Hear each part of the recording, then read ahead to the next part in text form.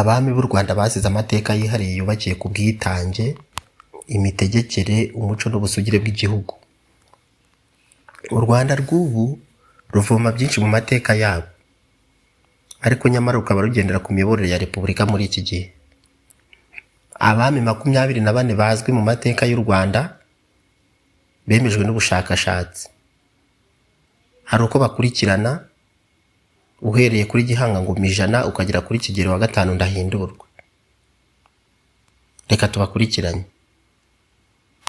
Iyi ni Baho Wiga TV, ibuka gukora subscribe niba utarayikora. Uwo muganira ni mwarimu Isaac. Nkunda cyane iyo tuganira tukungurana.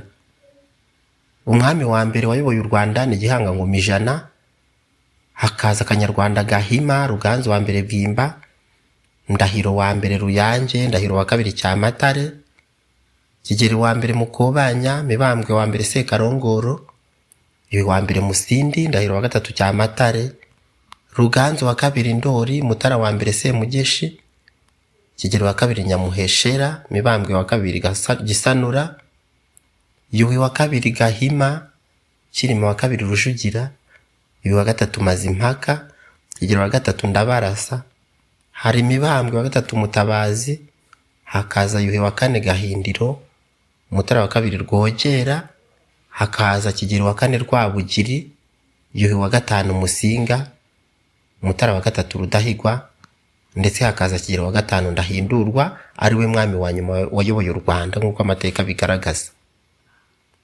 U Rwanda rufite amateka arambuye yubakiye ku bwami bwamaze ibinyejana by'imyaka.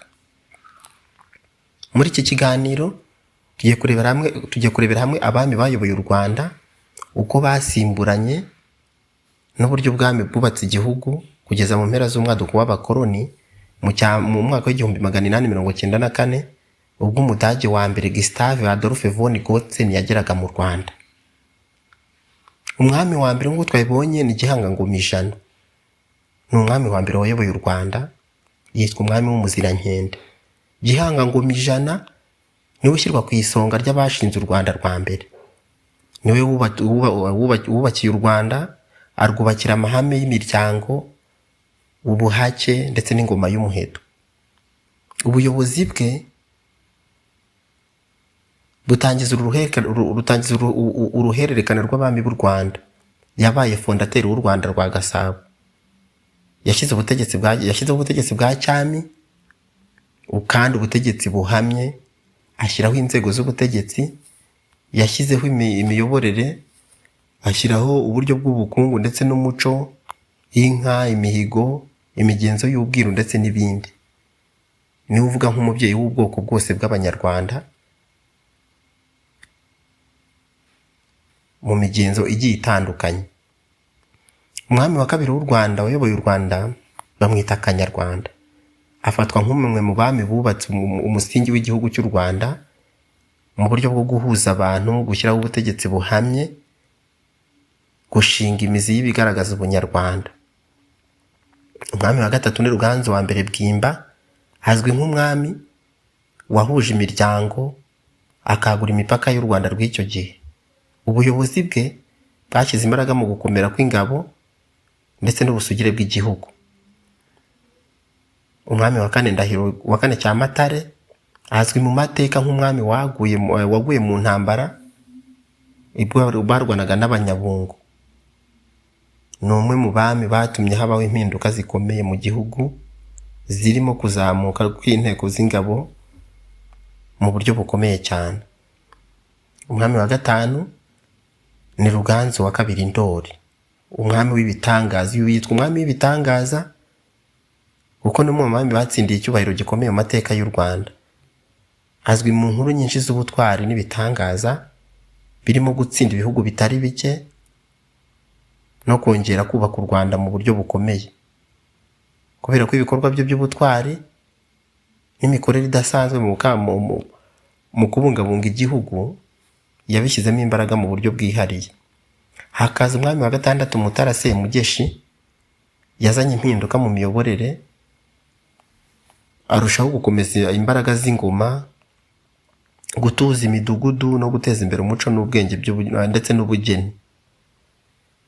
umwami wa karindwi Kigeli wa kabiri Nyamuheshera azwi nk'umwami w'igitinyiro. Yubatse igisirikare gikomeye cyane, yagabye ibitero byinshi bitandukanye byo kurinda no kongera igihugu, acyongerera ubudahangarwa mu ruhando rw'ibindi bihugu. Ku mwanya wa munani haza Kigeli wa kane Rwabugiri. Uyu we ni umwami wahinduye amateka. Umwami Rwabugiri Kigeli ni umwe mu bami banini cyane mu Rwanda. Yakoze ingendo ndende zo kwagura igihugu kugera mu burasirazuba ndetse n'amajyepfo. Niyo wazanye uburyo bushya bw'imibereho n'imiyoborere byashingiye ku mitegekere ya gisirikare. Yari afite umutwe w'ingabo witwa Ibisumizi. Uyu mutwe Ibisumizi ujya ubyumva mu mvugo nyarwanda, zari ingabo karabutaka mu kurwana kubera ko zari zifite imyitozo yo ku rwego rwo hejuru. Nizo zarindaga umwami ndetse n'ingoro y'umwami kandi zitabazwagaho rukomeye. Cyuhi wa gatanu Musinga ni umwami wa cyenda. Mu gihe cya Yuhi Musinga u Rwanda rwinjiye mu gihe cy'abakoloni, abakoloni b'Abadage ndetse n'Ababiligi. Wibuke u Rwanda rwakolonijwe n'Abadage bwa mbere, baza gusimburwa n'Ababiligi. Uyu mwami rero niwe Abadage binjiriyeho. Yahanganye cyane rero n'injira ry'umuco w'abakoloni. Uribuka ko abakoloni nibo bazanye ibijyanye n'amadini y'abazungu, bikaba byaranamugizeho ingaruka kubera yuko mu 1931 uyu mwami Yuhi wa gatanu Musinga, kubera ko atiyumvagamo ubukristo cyane, yaje gusimbuzwa umuhungu we Mutara wa gatatu Rudahigwa, kuko iwe yemeraga ubukristo mu buryo butandukanye na se. Wibuke uyu mwami Mutara wa gatatu Rudahigwa niwe mwami wa mbere w'u Rwanda waje kubatizwa n'abakoloni cyangwa se abazungu, baza kumuha izina rya Charles. Mutara wa gatatu Rudahigwa nawe yazanye impinduramatwara, yashyize imbere amahoro, uburezi, gukuraho ubuhake. Niwe wamamaye cyane mu guharanira ko Abanyarwanda babaho neza kandi batera intambwe y'imbere nziza. Uyu mwami yatanze mu 1959, urupfu rwe rukomeza gutera urujijo kugeza n'ubu ngubu.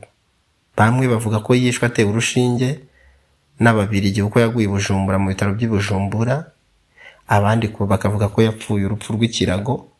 Ubwo mu yandi magambo urupfu rwe ruracyari ubwiru. Ku mwanya wa 11 haza Kigeli wa gatanu Ndahindurwa. Ni umwami wa nyuma wayoboye u Rwanda. Kigeli wa gatanu Ndahindurwa yakuwe ku butegetsi mu 1961 ubwo habaga impinduramatwara. Haje impinduka ubwo Repubulika yari ije gusimbura ingoma ya cyami, ahita ajya mu buhungiro amarayo y'imyaka igera kuri 50.